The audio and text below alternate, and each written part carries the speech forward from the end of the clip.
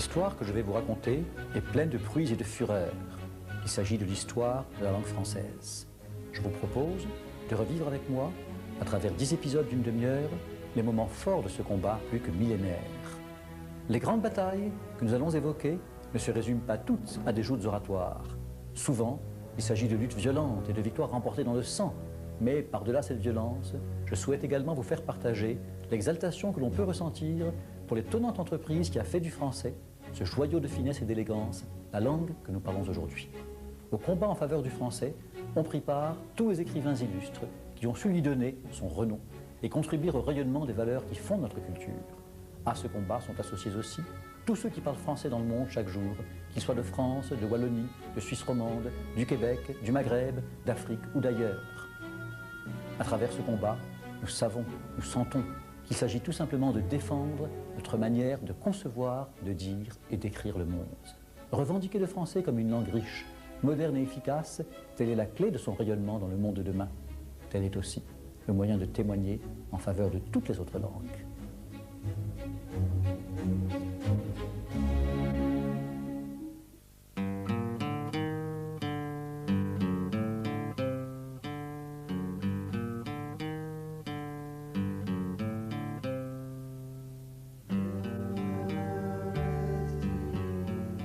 Nous le savons, la langue est un instrument essentiel de pouvoir politique. Et les rois de France, par exemple, avaient tout intérêt à répandre l'usage de leur langue maternelle afin d'asseoir leur autorité. Cela dit, ce phénomène d'imposition par le pouvoir politique de la langue qu'ils utilisent n'est pas uniquement français, c'est vraiment un phénomène caractéristique de toute l'Europe. Prenons un exemple, celui d'Espagne. 1492, une date illustre, c'est celle, soit dit en passant, du départ des caravelles de Colomb, Christophe Colomb, et de l'expulsion des Juifs.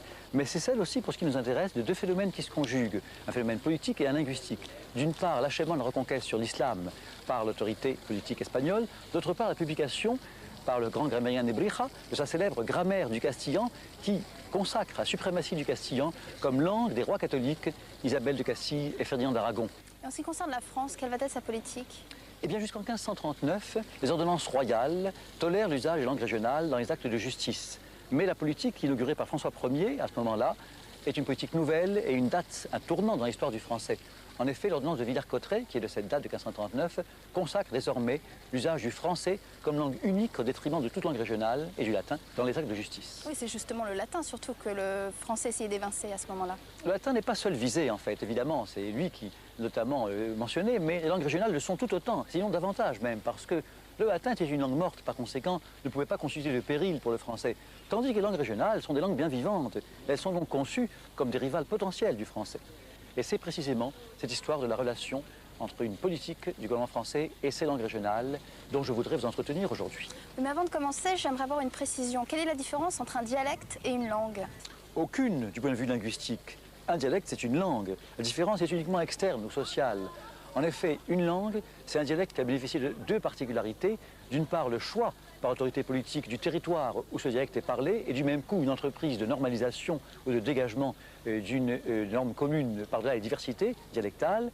Et deuxième critère, le fait qu'il existe une littérature écrite pour ce dialecte qui le promeut comme langue. Si l'on accepte les parlers d'Oïl, du nord de la France, qui ont donné le français, il existe aujourd'hui en France 4 langues régionales. Le basque, l'occitan, le catalan et le breton. Aujourd'hui, on parle basque dans une partie des Pyrénées-Atlantiques et surtout dans la province basque espagnole. Sur le territoire français, cette langue se subdivise en 3 dialectes, le souletin, le bas-navarrais et le labourdin. Le basque est, de toutes les langues de France, la plus ancienne. Ses origines restent à ce jour encore inexpliquées. L'occitan, c'est le terme générique qui désigne les idiomes parlés dans le midi de la France. On estime à 8 millions le nombre de personnes qui parlent l'occitan. On distingue l'occitan du Nord, qui regroupe le limousin, l'auvergnat et le provençal alpin, et l'occitan du Sud, qui comprend le languedocien, le provençal et le nissard. Enfin, à l'ouest, on trouve le béarnais et le gascon. Le catalan est essentiellement parlé en Espagne, dans toute la Catalogne. Du côté français, on ne parle aujourd'hui cette langue que dans une petite partie des Pyrénées orientales. On parle aujourd'hui le breton dans la partie dite celtique de la péninsule, grosso modo à l'ouest, d'une ligne allant de Paimpol à Vannes. Le breton se subdivise en 4 dialectes principaux, le cornouaillais, le léonnais, le trégorois et le vannetais. On estime à 350 000 personnes environ ceux qui le parlent quotidiennement. En outre, des écoles dont l'enseignement se fait entièrement en langue bretonne, il existe actuellement un enseignement de licence et un CAPES, ainsi que des centres de recherche à Rennes et à Brest. En plus de ces 4 langues régionales, il existe 4 dialectes qui appartiennent au groupe linguistique des pays limitrophes de la France. Il s'agit du corse, qui est un dialecte de l'italien. Le corse ayant été sous la domination d'Eugène et de Pise pendant 5 siècles. Il s'agit également de l'alsacien, dialecte alémanique qui est encore parlé quotidiennement dans l'ensemble de l'Alsace. Du mosellan, dialecte qui descend directement de la langue des Francs, celle de Clovis et de Charlemagne. Aujourd'hui, on parle mosellan au Luxembourg et en France, dans la zone de Petite-Rosselle, de Cattenom, Sierck et Morsbach. Il s'agit enfin du flamand, dialecte néerlandais qui se parle dans l'extrême nord du pays, dans l'arrondissement de Dunkerque jusqu'à Bailleul, sur le territoire traversé par l'Isère, l'Aa et la Lys. La politique de francisation instaurée par la monarchie française va être méthodiquement poursuivie sous la République, même si les raisons invoquées peuvent paraître quelquefois différentes. En quoi sont-elles différentes? Eh bien, dans la mesure où la République, une et indivisible, ne veut pas, par définition, connaître de communauté régionale.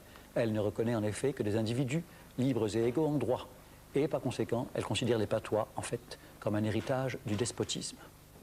Cependant, il y a une politique de la République à l'égard des langues régionales qui est marquée par une sorte d'ambiguïté.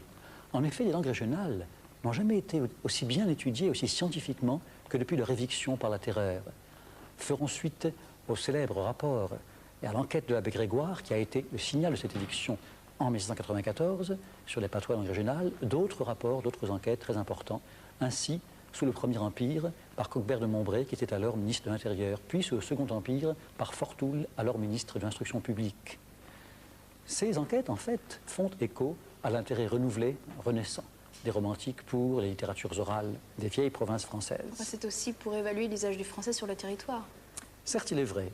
En 1864, ainsi, Victor Duruy, ministre de l'Instruction publique du Second Empire, fait procéder, lui également, à une très vaste enquête, en réalité sous couleur de s'intéresser aux langues régionales, afin de justifier et consolider l'enseignement exclusif du français. Et après lui, Jules Ferry, le fameux Jules Ferry, ministre de l'Instruction publique de la Troisième République de 1879 à 1883, posera les bases durables de l'instruction publique, laïque, gratuite et obligatoire, bien entendu en français national seulement. Je me suis fait un serment. Je consacrerai tout ce que j'ai d'intelligence, tout ce que j'ai d'âme, de cœur, de puissance physique et morale, à résoudre le problème de l'éducation du peuple. Avec l'inégalité d'éducation, je vous défie d'avoir jamais l'égalité des droits. Non l'égalité théorique, mais l'égalité réelle. C'est ainsi que s'exprimait le député de Paris, Jules Ferry, en 1870, peu de temps après la proclamation de la Troisième République. En effet, ses partisans ne pouvaient pas concevoir la citoyenneté nouvelle sans une refonte radicale du système éducatif. La nouvelle école de la République sera publique, laïque et obligatoire, ou ne sera pas. Par la loi de juin 1881, la question de la gratuité des écoles primaires est définitivement réglée. À l'école publique, l'obligation impliquait la neutralité confessionnelle, en d'autres termes la laïcité.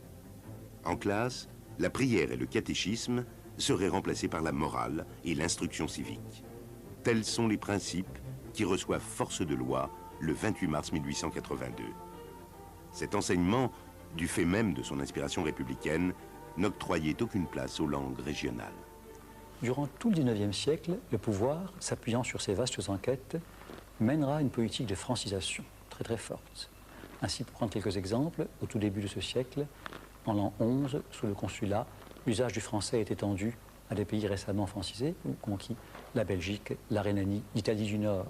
Sous le Second Empire, on verra condamner en Corse l'usage de l'italien.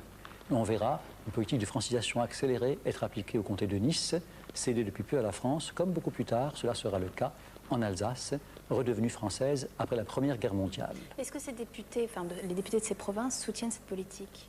Oui, ces députés, même quand ils sont patoisans, soutiennent cette politique alors qu'en fait, ils n'ont aucune espèce de haine ou de mépris pour leur patois. Et quels intérêts ont-ils à soutenir le français? Eh bien, ils considèrent que leur patois, qui à leurs yeux n'a d'intérêt que folklorique et local, ne possède pas de dignité littéraire et scientifique. Cela est vrai aussi pour les hommes de lettres, pas seulement pour les politiques. Ainsi Renan, breton d'origine, s'écrira en 1889 « Toute sa vie, on aime à se rappeler la chanson en dialecte populaire dont on s'est amusé dans son enfance. Mais on ne peut faire ni science, ni philosophie, ni économie politique en patois. » Georges Lègue, né à Villeneuve-sur-Lot, déclare en 1902 « J'aime beaucoup l'idiome de ma province. Je le parle et je lui trouve une saveur particulière. Je regretterais beaucoup qu'il disparût. Cela ne l'empêche pas d'introduire en tant que ministre de l'Instruction publique uniquement, exclusivement, le français dans l'éducation nationale. » C'est totalement paradoxal. Non, parce qu'en fait, ils se sont investis, une fois au pouvoir et à Paris, ministre parisien, par une sorte de discipline jacobine. Et cela est vrai par tous les autres ministres après lui, qu'ils soient patoisans ou non. Ils ont tous une certaine conception selon laquelle le français seul mérite d'être défendu, le français, langue de l'État et de la nation, symbole et facteur de l'unité politique.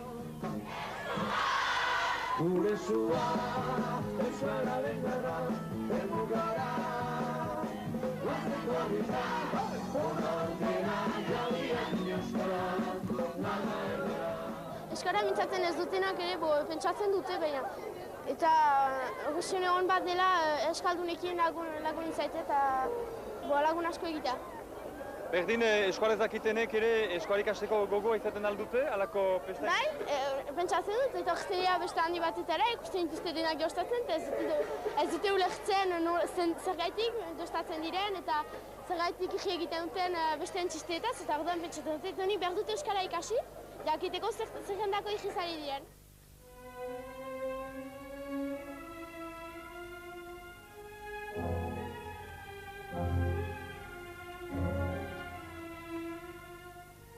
À la fin de ce siècle, en 1870, on voit des spécialistes du breton et du basque déposer à la tribune du corps législatif une pétition en faveur de langue régionale et ils y développent d'intéressants arguments. Par exemple, le fait qu'il y a un apport important du bilinguisme à l'intelligence. En effet, les études nous ont montré qu'un enfant bilingue a plus d'esprit de synthèse, plus de sens des problèmes à poser et également plus de sens de la relativité, puisqu'il apprend à dire un même objet du monde extérieur avec deux mots différents. L'objet n'a pas changé. Un autre argument intéressant que développent ces députés, eh bien, c'est l'idée que ces langues régionales sont souvent celles, ou des formes de celles, d'États voisins de la France. Ou enfin, un troisième argument, c'est qu'il y a une association entre la conservation des langues provinciales et puis la décentralisation. Malheureusement, cette pétition tombe pas inaperçue parce qu'elle s'engouffre dans la guerre 70 entre la France et la Prusse qui intervient quelques mois plus tard. Alors en 1870, c'est donc la première mobilisation pour la défense des langues régionales. Non, il y en avait eu bien plus tôt. Au début du 19e siècle, le grand poète occitan Frédéric Mistral, à l'instigation de son maître Romanille, avait réuni autour de lui 6 ou 7 autres poètes provençaux et créé une association qu'il appela le Félibrige, à l'instar de la Pléiade de Ronsard. Cette association se propose pour but notamment la mise au point d'une forme commune de l'occitan par la diversité dialectale pour tous les occitans, ainsi que la fixation d'une orthographe qui refléta aussi fidèlement que possible la prononciation. Et est-ce que la mobilisation pour la défense des langues régionales va se poursuivre au XXe siècle? Certainement, elle est jalonnée par un grand nombre de dates. En 1920, par exemple, des monarchistes comme Léon Daudet, M. de Magalon également, plaident en faveur de Languedoc et de sa restauration ou de son introduction à l'école. En 1936, le député Trémintin dépose un projet de loi en faveur du breton.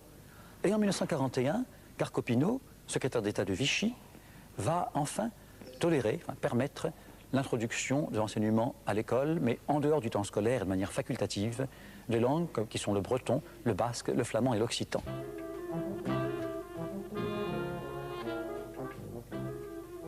Que les gens ils en parlent de plus en plus la langue de chez eux, de leur région, c'est très bien, quoi. Ah oui, c'est fantastique. Puis il y a de plus en plus de jeunes qui le font. Il y a un cours, en ce moment moi-même, je fais des cours d'occitan à l'espace Sainte-Cécile, avec Loupeire, le grand valable de Mempensi. Non, c'est très bien que les gens parlent occitan, quoi. Il y en a de plus en plus, il faudrait que ça continue. Du moment que tu parles deux langues, ou du moment que tu possèdes deux cultures, tu as automatiquement deux regards différents sur le monde. Et ça te donne une opinion plus juste, plus sereine. Et c'est comme ça qu'on peut éviter les guerres. Lorsque tout le monde possédera pleinement plusieurs cultures. L'identité est une chose choisie. C'est pas quelque chose décrété par en haut. La chose s'appelle parle pas toi et s'adresse à tout le monde. Ascoltami plan, ascoltami bene, ascoltami raga. August partigiani che del FIFA bulega. Ascoltami plan, ascoltami bene, ascoltami raga. August musciuti che del FIFA bulega. Que se passe-t-il après la Deuxième Guerre mondiale? Eh bien, le combat en faveur des langues régionales commence alors vraiment de s'intensifier. Et son terrain de prédilection va devenir quoi? Eh bien, l'école. Et par conséquent, ses principaux militants, ce seront les enseignants. On voit se succéder vraiment des revendications à un rythme accéléré. En 1945, l'Institut d'études occitanes plaide pour l'introduction à l'école de la langue d'oc. En 1946 est créée une association Nous Provençaux à l'Escolo, Provençal à l'école. Et vont suivre aussitôt des manuels pédagogiques en grand nombre. Le gouvernement, devant le sérieux de ces différentes revendications, ne peut faire mieux que de déclarer d'utilité publique ces nombreuses associations qui demandent à se former. Mais il n'y a pas à l'époque une loi qui consacre la défense des langues régionales? En effet, il y a un point important qui est soulevé, parce que s'il est vrai qu'on pouvait tolérer qu'un instituteur enseignât des langues régionales à l'école, en revanche, ça n'était couvert par aucune mesure légale et il n'y avait rien qui consacrât un tel enseignement. C'est pourquoi, face à cette situation, le MRP, Mouvement républicain populaire, et le Parti communiste déposent des projets de loi en faveur d'enseignement facultatif du breton et du catalan à l'école. Le député socialiste Deixonne reprend à son compte ces projets de loi en y ajoutant le basque et l'occitan, et également, il faut le dire, afin de ne pas laisser l'initiative de pareilles dispositions importantes pour l'avenir à des partis rivaux. Alors, je suppose que le débat à l'Assemblée a dû être houleux. Non seulement les débats sont houleux aux commissions parlementaires, mais même dans la presse. Ainsi, un article des Annales, signé par Max Rouquette, est intitulé « Un projet ou une mesure de courage, de justice et d'intelligence, le projet de loi Deixonne ». Il fait sensation dans le public. On verra même par la suite le secrétaire de l'Institut d'études occitanes qui ira jusqu'à citer Auguste Bebel, c'est-à-dire le maître du socialisme allemand de la fin du XIXe siècle, qui disait « Tout peuple qui parle une langue maternelle différente de celle du peuple dominant peut revendiquer le droit d'être instruit dans cette langue de ses pairs. » Mais alors sur quoi portent les discussions concrètement? Eh bien, elles portent précisément sur ce qui est au centre de tout, à savoir l'enseignement primaire. Les adversaires du projet de loi Deixonne, bien entendu, que font-ils? Eh bien, ils font valoir une série d'arguments contre lui, notamment des arguments d'ordre matériel, manque de crédit, nécessité de recruter des instituteurs sur place alors que l'éducation nationale est favorable à leur mobilité, ou bien encore les arguments d'ordre pédagogique, formation des maîtres qui n'est pas assurée, existence aussi de variantes dialectales ou de parler au sein d'une même langue régionale. Et puis un argument qui naturellement apparaît comme l'argument principal, vieil argument de la panoplie des arguments hostiles, à savoir la surcharge des programmes scolaires. En fait, sous-jacente à toutes ces critiques se trouve l'idée, la vieille idée jacobine, que l'enseignement de langue régionale est une menace pour la cohésion nationale et que par conséquent, la France deviendrait, si on les laissait faire, une véritable tour de Babel. Mais est-ce que cet argument est encore valable à cette époque? Évidemment que non. Et il n'est pas difficile à Deixonne de répondre à ses détracteurs en faisant valoir que 150 ans après la terreur, après les mesures prises par la Convention montagnarde, la France n'est nullement menacée dans son unité et sa cohésion nationale, du fait que le français est solidement installé par cette défense, cette ouverture que l'on ferait aux langues régionales de France. Est-ce que finalement la loi Deixonne va être votée? Eh bien oui, Deixonne réussit à faire voter sa loi en janvier 1951. Date capitale car c'est celle de l'introduction officielle de l'enseignement de langue régionale en France, par le biais d'une mesure législative. Ainsi, nous avons affaire ici à une mesure qui est évidemment encore très modeste. L'enseignement est en dehors du programme scolaire, il est facultatif. Il y a également une épreuve pour le baccalauréat. Elle est facultative elle aussi, et en plus, elle ne vaut pas pour l'admission, elle vaut seulement pour l'obtention d'une mention. Mais alors c'est finalement un peu la montagne qui accouche d'une souris. On peut dire que c'est vraiment une mesure très timide par rapport aux revendications très fortes des régionalistes. Mais du moins, c'est une mesure importante, car il faut bien penser qu'après des centaines d'années, c'est la première fois que dans le corps des lois de l'État est introduite la langue régionale comme une matière d'enseignement. La République, ici, a véritablement pris un engagement en faveur de quelque chose de nouveau. Suivront du reste d'autres mesures, car on verra en 1975 la loi Abi qui développera encore, en affermissant l'enseignement en France des langues régionales. On verra la circulaire Savary en 1982 qui affermira encore cet enseignement et ajoutera quelques autres langues dont l'alsacien, le flamand. Tout cela montre que, comme le dit le journal officiel que je cite ici, l'État est devenu conscient du fait qu'il faut veiller à la préservation d'un élément essentiel du patrimoine national, exprimé ici à travers sa diversité.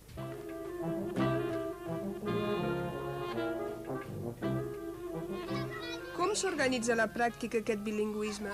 És organitzat dins una paritat horari. 13 hores de català, 13 hores de francès. La pedagogia adoptada aquí és la de l'immersió, és a dir, que el mestre parla en català i organitza les activitats en català.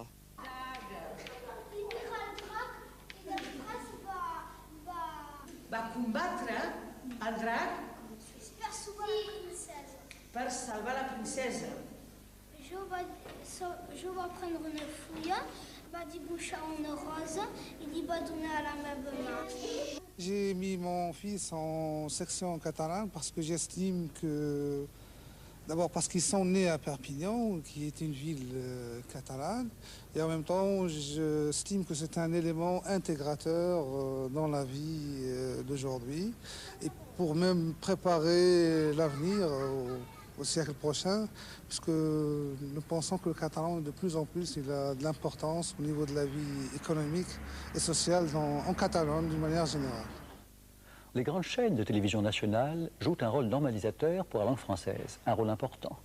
En effet, une majorité de Français entendent chaque jour une langue, parfois dénoncée comme celle d'un microcosme médiatique parisien, qui tente à se répandre et à s'imposer partout en France. Les chaînes régionales de télévision, constatant l'immense puissance de ce média, ont saisi l'importance de l'enjeu pour la cause qu'elles défendent. C'est ainsi qu'en 1977, FR3 Méditerranée diffuse pour la première fois une émission en dialecte occitan. À partir de 1981, on voit se multiplier les émissions dialectales confiées à des chanteurs ou à des comédiens régionaux en langue locale. En 1983, on verra même une émission en dialecte alsacien qui vient entrer directement en concurrence avec les autres émissions en français ou en allemand. Aujourd'hui, on peut dire que la régionalisation des programmes de France 3 a permis l'introduction régulière des langues régionales à la télévision. Ainsi, pour n'en prendre qu'un exemple parmi mille autres, on peut citer FR3 Bretagne, qui diffuse chaque jour 5 minutes et le dimanche 3/4 d'heure en langue bretonne. On peut même dire probablement que quand on voit que d'ores et déjà les chaînes câblées locales vont plus loin, elles pourraient un jour non seulement militer pour cette identité régionale culturelle, mais même pour une identité régionale linguistique.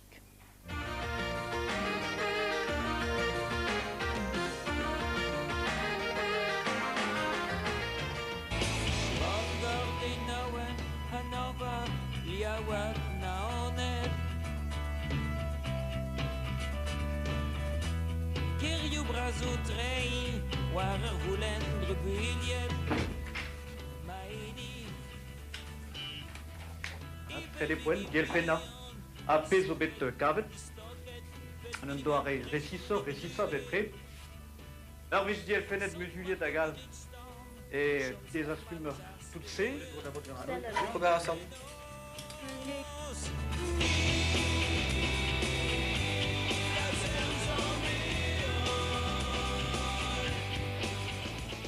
Le gouvernement français n'a pas encore ratifié la charte européenne des langues minoritaires et régionales. C'est important. Comment le gouvernement justifie-t-il ce refus? Eh bien, il se trouve que cela mettrait fin, si elle est ratifiée, à 400 ans de tradition jacobine et centralisatrice de l'État français à l'égard de la langue. Certaines des dispositions les plus radicales de cette charte ont pour objet de remplacer de façon systématique les langues nationales par des langues régionales. Et concrètement, que propose ce texte? Eh bien, il propose par exemple que dans le domaine de l'enseignement, dès le premier cycle, l'enseignement se fasse exclusivement en langue régionale.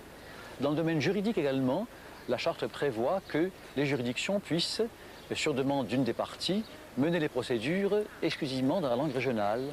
Dans le domaine administratif, il prévoit que les assemblées locales, administratives, puissent se servir de la langue régionale. Dans le domaine politique, il stipule que les collectivités régionales se servent dans les débats des assemblées de la langue locale.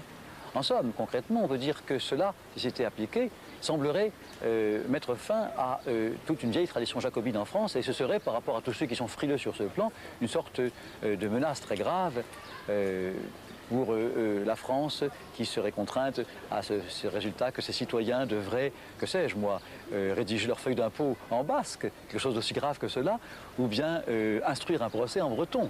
Enfin, même dans un cadre plus large, on pourrait assister à une sorte de régionalisation de l'Europe.